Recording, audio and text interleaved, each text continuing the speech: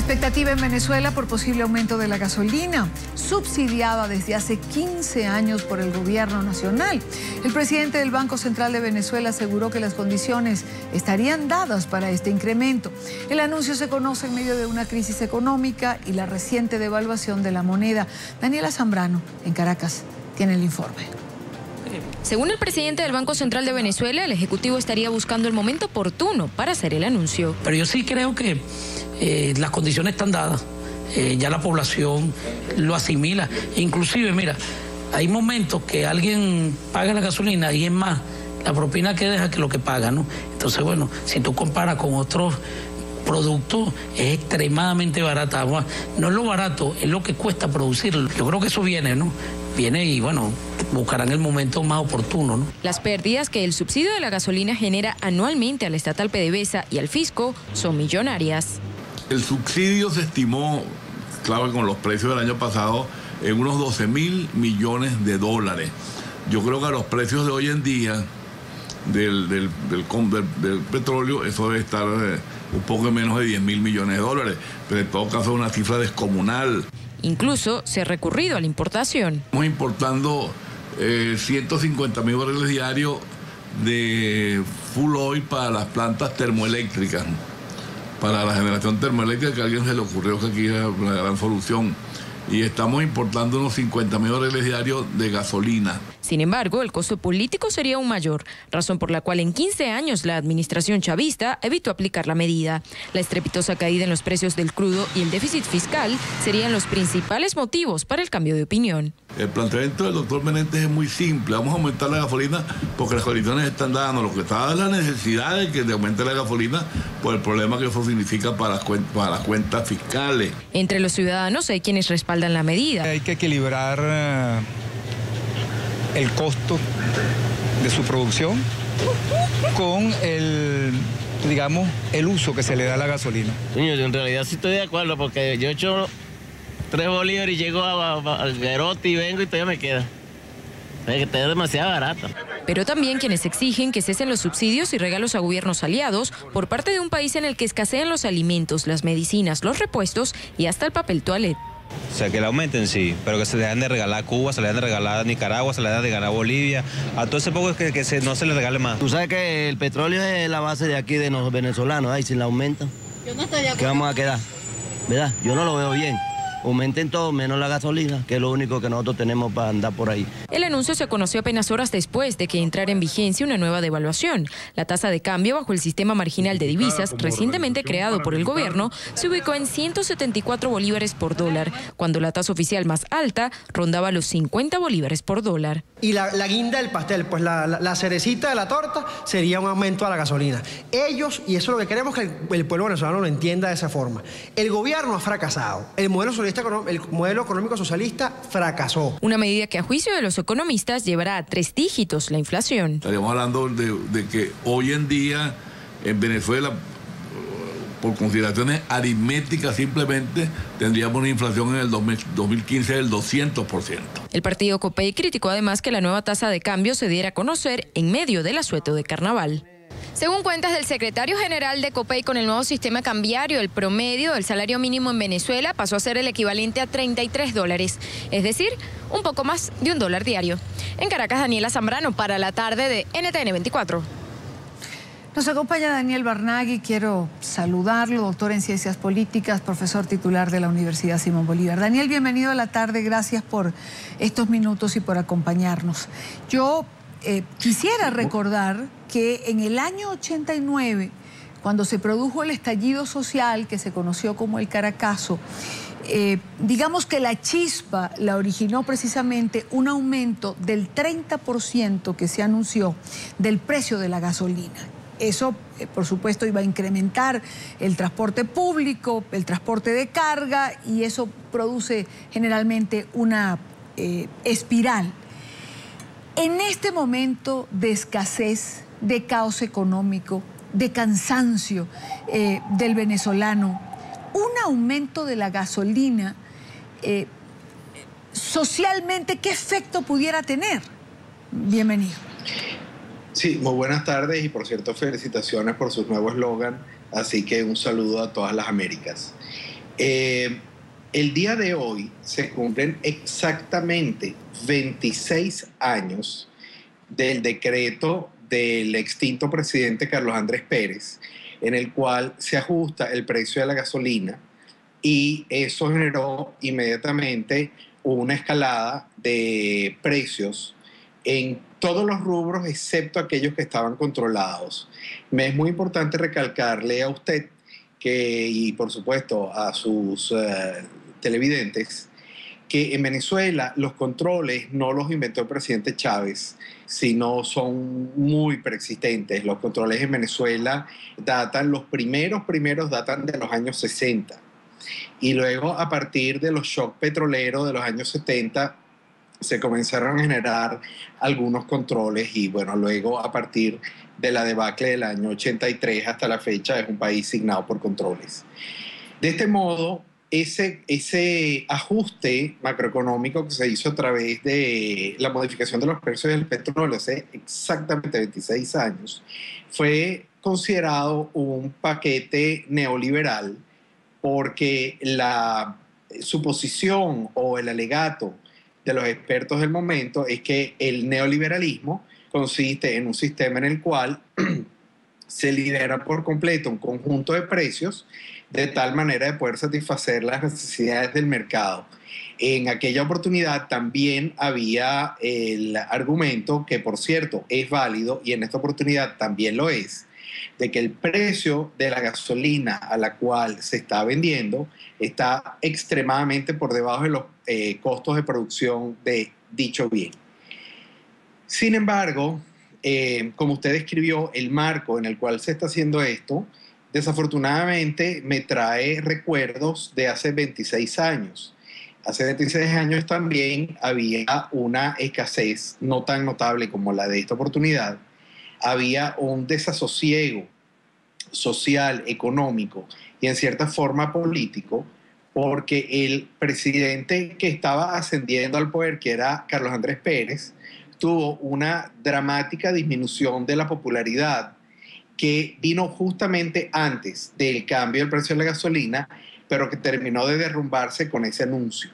Entonces, la historia es cíclica. Yo no podría afirmar que las condiciones son exactamente las mismas, pero sí que tienen una gran semejanza. Pareciera que hay un ciclo en esta oportunidad, 26 años después, donde lamentablemente quienes han detentado el poder político en estos casi 30 años no han logrado tener un aprendizaje. Y eso incluye al chavismo, incluye al madurismo, pero también al sistema preexistente y de todo lo que ocurrió en la presidencia de Carlos Andrés Pérez y posteriormente la de los presidentes que lo subsiguieron, J. Velázquez, y por supuesto el periodo presidencial del extinto presidente Rafael Caldera.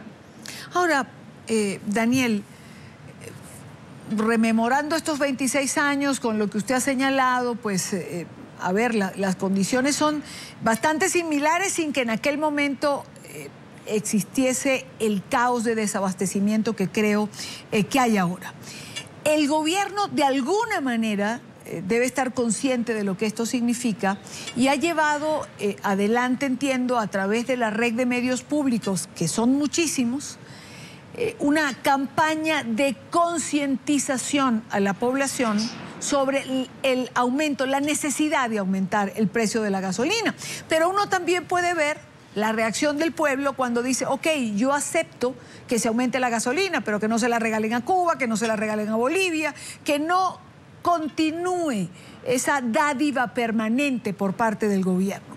Hemos visto igual en esas largas filas de gente para tener acceso a productos de primera necesidad, que la gente está perdiendo la paciencia, la compostura. Hemos visto cómo la gente pelea por tener una bolsa de jabón o un paquete de harina pan para las arepas.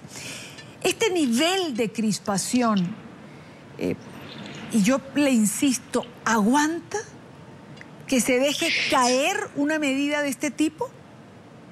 Sí, fíjese, este gobierno, me refiero a todo el periodo que viene desde diciembre de 1998 hasta la fecha, ha sido bastante hábil en los últimos años, desde que el presidente Maduro está en ese cargo, quizás menos hábil, pero también han tenido un manejo muy grande de todo lo que significa el mercadeo político, de la forma como a través de un populismo de izquierda exacerbado han tratado de venderle a la población distintas razones por las cuales hay que tomar unas, entre comillas, medidas y hay que ayudar a unos amigos ideológicos, y poco explican la razón de dicha escasez. Para poder responder a su pregunta, también quiero emplear un poco la historia. Cuando se ajustó el precio del petróleo en aquella oportunidad, también se alertó al gobierno, que lo hizo de manera muy torpe. En aquella oportunidad no hizo ningún tipo de mercadeo político previo, no hubo ninguna explicación, sino simplemente hubo un bombazo. Por eso también se llama paquetazo, porque fue una cosa bastante intempestiva. En este caso, la situación es distinta en cuanto ha habido una extraordinaria campaña, extraordinaria va entre comillas, extraordinaria por la penetración, por la profundidad, porque ha ido dirigida hacia los sectores más necesitados de la población, pero son esos sectores precisamente, aunque ya en mi opinión la clase media venezolana prácticamente ha desaparecido, la pobreza alcanza ya cerca del 90% cuando vamos a los términos adquisitivos, y toda esa inmensa masa de la población está sufriendo de manera más o menos uniforme esas necesidades de productos básicos y medicinas que usted refiere. Yo tengo la percepción de que en esta oportunidad, dado que hay un ciclo, yo no podría descartar de que hubiese respuestas similares a las que ocurrieron hace 26 años, porque en general al venezolano el tema de la argumentación frente a la necesidad es la necesidad la que está en este momento ganando. Si bien el venezolano se ha portado de una manera muy pacífica, yo diría que en líneas generales bastante respetuosa en el tema de hacer las colas y tal, no es la muestra de lo que el venezolano está sintiendo por dentro, en la cual hay una profunda desesperanza, una gran desesperación, pero adicionalmente, y debo agregar, ya una parte importante de la población no puede trabajar los 5 días a la semana. Aquí ya por ley hay 2 días seguidos de descanso, que por cierto, causaron menos alegría de lo que la gente piensa, porque esos días las personas que requieren esos ingresos los dejaron de percibir. Gente de las clases, digamos, menos favorecidas, se les está obligando a no trabajar un día donde hubieran podido trabajar. Pero a eso debemos sumarle que ahorita por lo menos un día laboral las personas lo están pidiendo por turno dentro de las familias para poder hacer las colas de los distintos productos. Pero eso es en cuanto a los productos de primera necesidad. Pero hay productos que, por ejemplo, en el caso de las medicinas, del equipamiento médico y de todo lo que significa el tema de salud en Venezuela, se está volviendo de una crisis de una magnitud realmente muy difícil, donde por más que se haga un conjunto de propaganda y se intente convencer a esa población que ha sido relativamente paciente, va a ser muy difícil que esto pueda continuar por mucho tiempo, porque en Venezuela ya la gente se está cansando de las promesas y de los discursos. Lo que quiere son resultados, y en particular quieren tener un mínimo de calidad de vida, que en el caso venezolano, tanto por todo lo que falta, más el tema de la inseguridad, que hace mucho tiempo no se toca en profundidad, la calidad de vida del venezolano se ha venido totalmente Quizá esa sea la explicación por la cual también las encuestas dan muy poca motivación por parte de los venezolanos para ir a un proceso electoral parlamentario que debe celebrarse este año, aunque no se tenga fecha todavía, cansancio, poca credibilidad, es una poco deseo de participar en ambos lados, tanto en la oposición como en el chavismo. Sí, bueno, eso se conoce, ese concepto, como apatía política y antipolítica también, porque pareciera que todo lo que está haciendo tanto el grupo de gobierno como la inmensa mayoría que lo detracta, que es el antimadurismo, son acciones que desde el punto de vista política resultan incoherentes con las verdaderas necesidades de ese votante, de ese venezolano. El gobierno, que tiene en sus manos todavía alguna cantidad de dinero, no lo está destinando hacia la atención de las verdaderas necesidades. Sigue habiendo ahora un tipo de cambio adicional a los 4 preexistentes que tiene el país.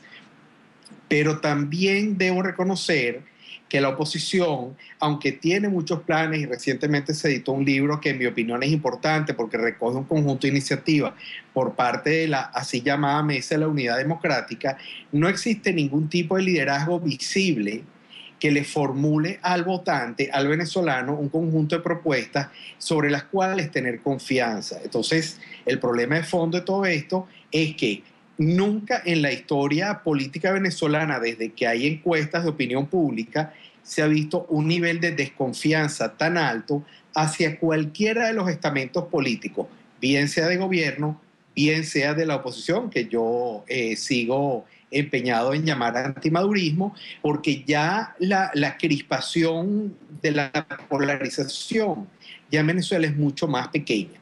La polarización ahora es entre un grupo muy pequeño que intenta mantener y continuar este conjunto de planes del gobierno contra totalmente todo el resto de la sociedad venezolana, de todos los colores, de todos los niveles socioeconómicos, que, insisto, los superiores son mínimos, pero que sufren de igual manera toda la carestía, todas las necesidades que hay de todo punto de vista. Quiero agradecer a Daniel Bernagui, doctor en Ciencias Políticas, profesor titular de la Universidad Simón Bolívar en Caracas, Venezuela, por habernos acompañado en vivo y directo. Buena tarde. Muy buenas tardes, con el mayor gusto.